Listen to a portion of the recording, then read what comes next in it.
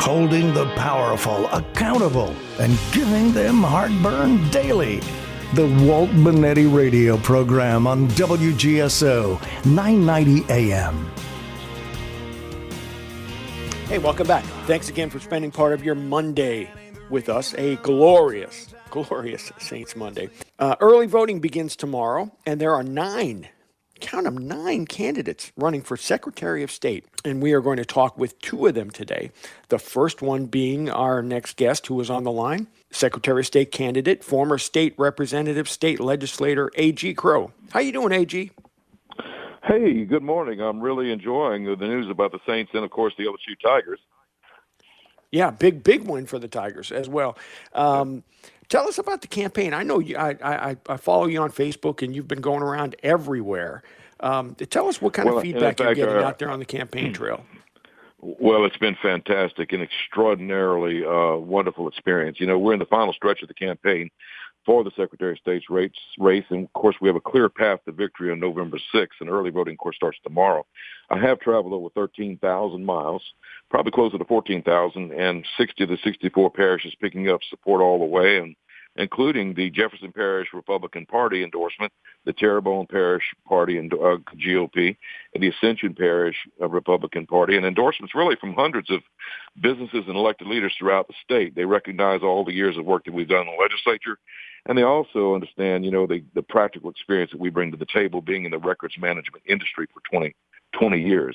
But our polls recently showed us a clear path to victory. Former state chairman of the Republican Party for many years, very well respected, Roger Villery, is one of our consultants in our team.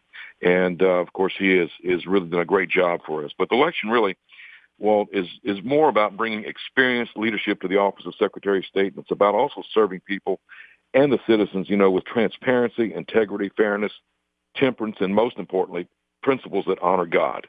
You know, politics was never meant to be a career for me. I'm a businessman first, but when called, you know, I spent that part of my life serving others, and I enjoyed it. It was an honor to do so. This particular office was not something I had in mind a months ago. I was called by a certain number of people throughout the state to consider this because of the rare combination of experiences, 8 years in the House, 8 years in the Senate, and I understand how government works and how to live within a budget and work within a budget. And secondly, my success in business came in the records management and archiving business. Just so happens that's a lot of what the Secretary of State's office does. And so there, as the official keeper of public records and archives, that is the one primary responsibility of the day-to-day work that the office does. It desperately needs to being brought up to date. This will save millions of dollars in taxpayer dollars. We have a specific plan to do that. We understand the opportunities where they are to reduce the cost, not just in the Baton Rouge area for the office, but all over the state. But at the same time, we have a very serious issue with public information or private information becoming public. So today, the new currency happens to be information, and people will steal and do everything they can do to get that information, whether it's from election rolls or whether it's from, you know, archives or business documents or whatever personal information kept by the Secretary of State's office or any public entity throughout the state. We understand that picture very, very well, and we know that it's been quite a long time since Fox McKithen, since some of the retention schedules they've even been updated. But I started this little company called the File Depot in Slaughter with 2,000 square feet, grew up to 38,000 square feet, and then opened up locations around the state and ultimately a national franchise that started right there in Slaughter. And it was all about protecting people's private information, a great deal of what the Secretary of State's office is charged to do. And, of course, as far as bringing in the latest techniques and technologies, we know what that is, cloud systems and so on. All of that needs to happen. As far as my voting record, I probably hold the record for the most number of no votes over 16 years on taxes.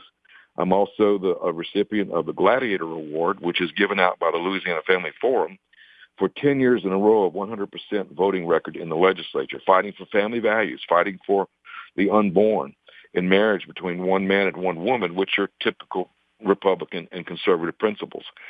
So I've been there, done that. I know what I'm doing.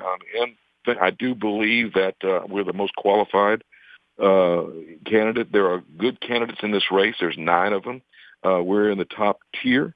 Our numbers show us that we're in pretty good shape to winning this thing, getting into the to the runoff. But I will tell you that we cannot overlook our elections division. The Secretary of State is responsible for overseeing fair and honest elections in Louisiana, and no one, absolutely no one, has the right to illegally march across our border and enter a voting booth. No one. Under my watch, illegal immigrants will not be allowed to vote in the state of Louisiana, period. Of course, I'd be honored to have, the votes of your listeners and all those people around Louisiana. Number 4, on November 6th. And, of course, early voting starts tomorrow, all during the week up until next Monday. We are talking with Secretary of State candidate AG Crowe, and your calls are welcome. 504-556-9696, 504-556-9696. If you have a question for AG about his background, his experience, and also what the Secretary of State actually does. I know the incumbent, the interim Secretary of State, is touting his experience.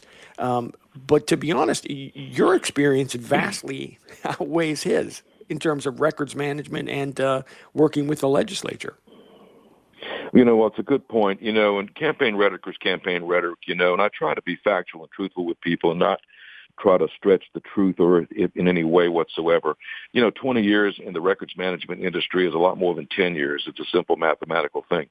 16 years in the legislature is a lot more than just 3 years in the legislature.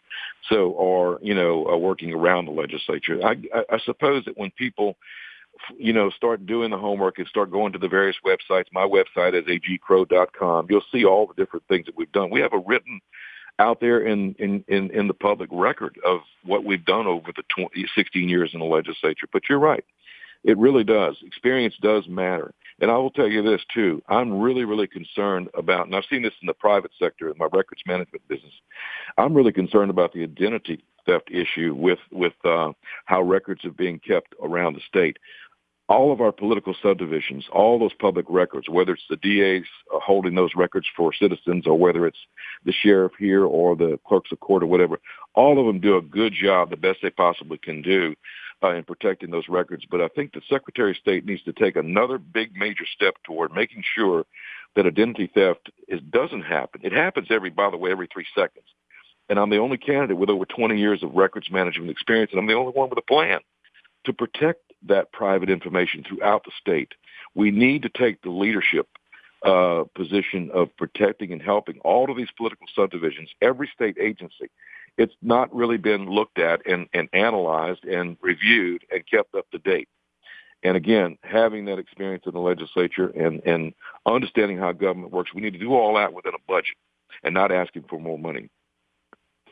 We hear a lot about voter fraud.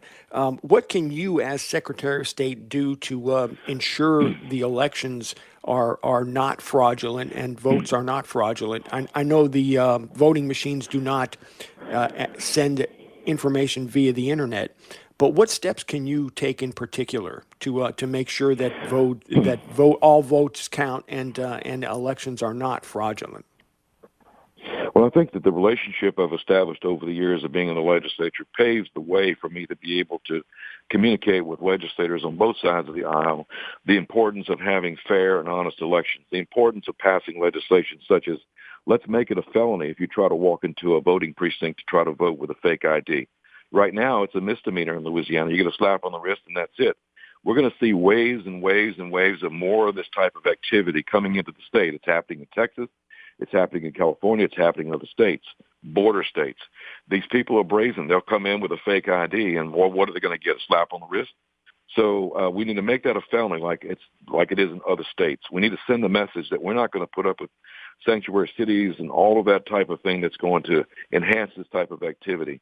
As far as the new voting machines that I've seen, the 3 companies that have made proposals, all 3 of them have paper backups. And so I think that's a major step technology-wise to making sure that people understand that everything is not just electronic. There will be a paper backup, giving confidence, I think, to the people that are voting and to the citizens that, of all ages, appealing to them and making sure that they understand that their vote does count and it is recorded and it's recorded properly. But there are other things that we can do legislatively. And again, we need to open it up. And technology brings us lots of great things, but it also brings us lots of challenges. And so the cyber divisions and other things that have been talked about on the campaign, these are things that definitely need to be looked at. And but we also need to make sure we don't slip back. We cannot have same-day registration to vote. That's impossible. That's an impossible task to put on the clerks of court and the registers of voters.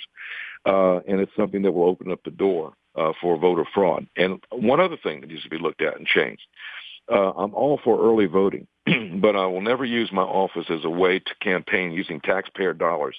And I was going to look at legislation. I will look at legislation that will increase the franking law in Louisiana. In other words, if you're in the office as Secretary of State and there's an election coming up, I do not believe that it's fair or right. And I do believe you're tainting the election whenever you use your office to send out early letters during the same time that you're sending early ballots out.